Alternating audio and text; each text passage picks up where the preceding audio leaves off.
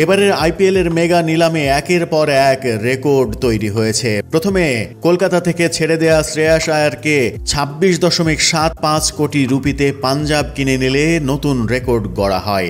গণমাধ্যমে খবর হতে থাকে শ্রেয়াস আয়ারই আইপিএল এর সর্বকালের সর্বসেরা নিলামের খেলোয়াড়, কিন্তু খুব বেশিক্ষণ তিনি টিকতে পারেননি।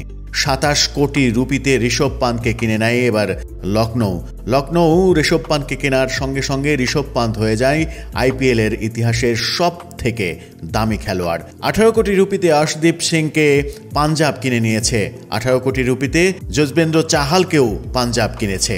আইপিএলে এবার ভারতীয় ক্রিকেটারদের যখন জয় জয়কার, তখন চতুর্থ সর্বোচ্চ দামে জশ বাটলারকে গুজরাট এবার কিনে নিয়েছে। 14 কোটি রুপিতে লোকেশ রাহুলকে গুজরাট থেকে দিল্লিতে এনেছে দিল্লি।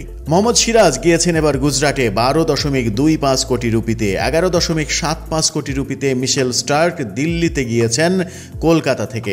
মিশেল স্টার্কের এবারের আইপিএল এর দাম হয়ে গেছে অর্ধেক। গতবার কলকাতা যে মিশেল স্টার্কের সর্বোচ্চ দামে কিনেছিল তারা এবার ছেড়ে দিয়েছে। কাগিসো রাবাদা 10.75 কোটি রুপিতে গিয়েছেন গুজরাট টাইটান্সে। 10 কোটি রুপিতে মোহাম্মদ শামি হায়দ্রাবাদে গিয়েছেন। 8.75 কোটি রুপিতে লিয়াম লিভিংস্টোন গিয়েছেন বেঙ্গালুরুতে। আর 7.5 কোটি রুপিতে ডেভিড মিলার গিয়েছেন লখনৌতে।